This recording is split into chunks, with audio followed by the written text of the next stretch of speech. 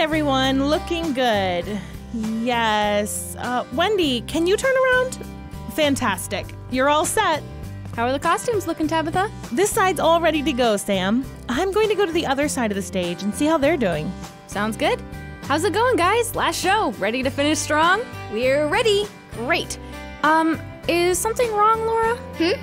Aren't you excited? It's the last show for the season. Then the cast party. Oh, yeah. I guess I'm excited. You guess? What's that supposed to mean? Haven't you had fun? Yeah. I just have been thinking about why we're doing all of this. Yeah, to raise money for the missionaries and to help people all over the world.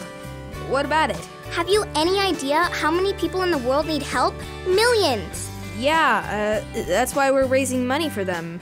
Your point? My point, Wendy, is that we might raise, what, $1,000, $2,000 tops for the missionaries? How is that little amount going to help millions of people? She's got a point. What?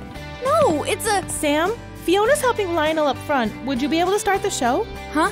Oh, sure. We'll talk after the show. Is everything all right back here? Fine, just fine.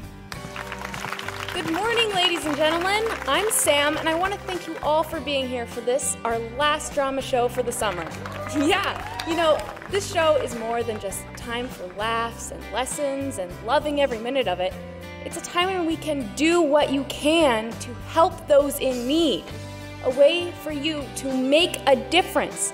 By donating, you can make sure that missionaries can help people all over the world. It's your calling. It's... Sam, the show? Right, sorry. Let's get things started with Paws and Tails.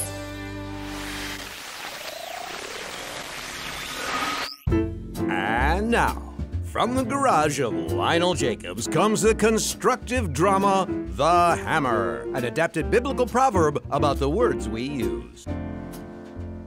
Once upon a time, in a small town of Pine Meadow, there was a construction site. All right, stay behind the line, people. This isn't a playground. We've got serious business to do. The foreman, person, was Miss Daniels, and she ran a tight ship. Hey, you, where's your hard hat?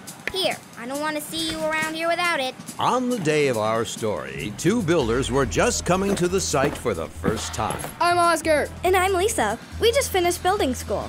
She means we graduated. The school was already built. I think they knew that. All right, enough chatter. We're not paying you to construct sentences around here. And so the two workers got to their tasks. At least they started to. Oscar eventually got bored. You know, this is a little boring. Can I level with you? What do you mean? Don't get me wrong, Miss Daniels has my complete support. But let's face it, it's really hard to screw this job up. You don't say. If you don't mind, I think I'll keep working. The day passed slowly, and Lisa dutifully kept to her tasks. Oscar, on the other hand, tried to keep himself entertained. Here we go! What are you doing? I call it advanced hammering. I got the nail started in that wall over there, and I'm trying to nail it by throwing this hammer at it. Isn't that a little dangerous? It's a construction site. It's always dangerous. Might as well try to have some fun while we're at it. So close. Besides, everyone's wearing hard hats. We'll be fine. And so Oscar perfected his advanced hammering skills. It wasn't the most efficient method of putting nails in a wall, but it was entertaining. And now backwards. I really don't think this is a good idea. Sure it is. If this works, you can say you saw the whole thing. Here we go. Oscar threw the hammer as hard as he could, and as it soared through the air, Lisa could tell it was not going to hit the nail. Oh no. In fact, it veered to the left and went right out through the window. Oh boy. The hammer spun dangerously as it flew, straight towards a little girl who was walking by on her way home from school. Ah! Fortunately, something moved in front of her, shielding her from the danger. My car! Who did this? Uh-oh. Yikes! To make a long story short, Lisa worked on the house until it was done.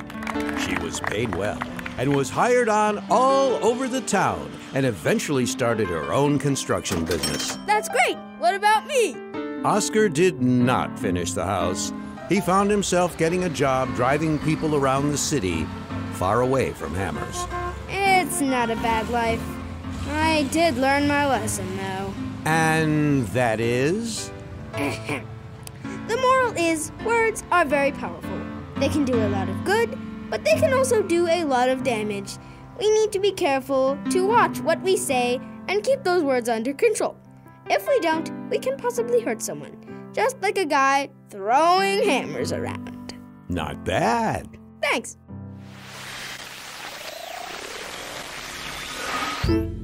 And now, from the garage of Lionel Jacobs comes the magnificent drama, The Princess and Her Guest, an adapted biblical parable about honor. Once upon a time, in a faraway kingdom, there was a princess named Velma. I'm not fond of that name, but I had little say in that matter. She was often throwing parties and inviting friends and family members to have dinner with her. I wouldn't miss any one of these parties. The singing, the dancing, the games, the food. It is simply delightful. One thing that made eating in the Great Hall so interesting is at the high end of the table, there were seats that were soft and comfortable. And at the low end of the table, there were chairs that were not so nice. And at the very end is the flimsiest, most uncomfortable chair you can imagine. It's kind of a joke that whoever is last to the table has to sit in that chair. Jolly good fun. At the time of our story, a friend of Princess Velma decided to come over for a visit. My friend, it's been ever so long. Harold, it has.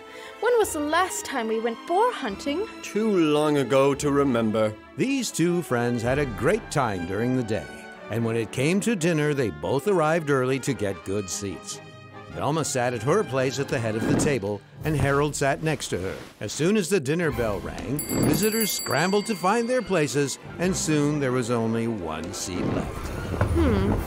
It does appear that no one will be stuck sitting in the last seat tonight. But Velma had spoken too soon, because who should walk in at that moment but her royal grandmother? Good evening, everyone. I was just waking up from my nap. Quietly, everyone looked at each other and started whispering. The Queen Mother is going to have to sit in the lowest seat. How disgraceful. My dearest friend, I mustn't disrespect my grandmother. Would you mind giving her your seat? Me? But Of course, Your Majesty. Thank you, my good sir. Ooh, fried pickles, my favorite. And so, Harold made his way to the only seat left. The lowest seat. The flimsiest, most uncomfortable. They get it. Oof, how humiliating. The next morning, Harold was approached by the Queen Mother. Ah, yes. You're the kind boy who gave me his seat for dinner. Yes, Your Majesty. I know you must still be embarrassed about last night, but I intend to make up for all that by giving you some secret advice. Secret? Okay. When the bell tolled for lunch that day, Harold was one of the first to the table.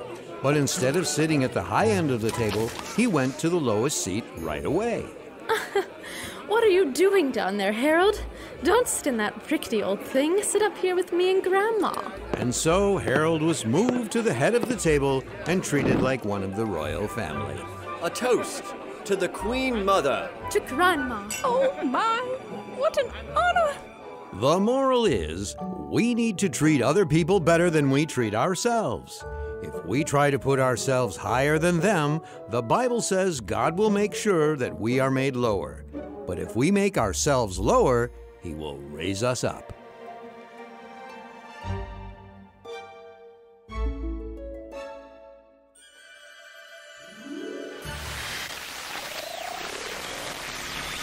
That's all there is, folks. Thank you all for coming, and we hope you come again next year for another drama show to help the missionaries. Whew, what a ride.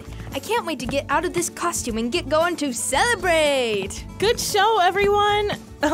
Sam, are you okay? Yeah, totally. What's up? You just seem to be a little emphatic up there. Emphatic?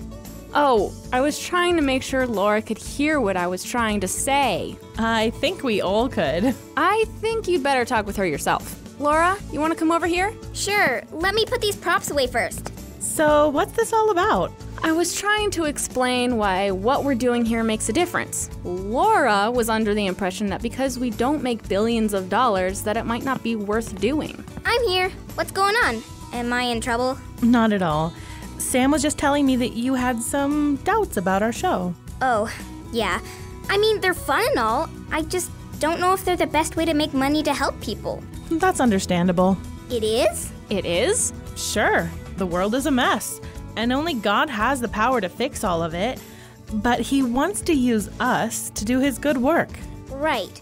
But why? We can't do it all. At least not you and me. Why doesn't he use the president or someone powerful like that? Well, he does use the president in many ways.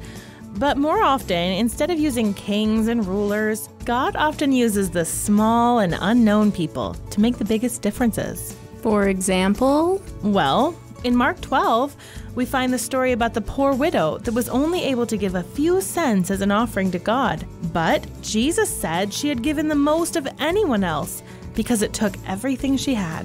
Okay, I get that God does use people who don't have much, but why? It seems so silly. The answer is simple. If God used people with power all the time, we would start trusting in people with power instead of God. When someone who has nothing does something amazing, we know that it has to be because God helped them. That way, he gets all the credit, and everyone will trust in him. And that's a change the world really needs. Guys, we're all ready to go to the cast party. Are you coming? Oh, yeah. Sorry, Wendy. Tell Mr. Jacobs we'll be right there. I've got to load my car up with costumes. I'll meet you guys there. Okay. Want to ride with me, Laura? Sure. I've just got to turn the radio off first.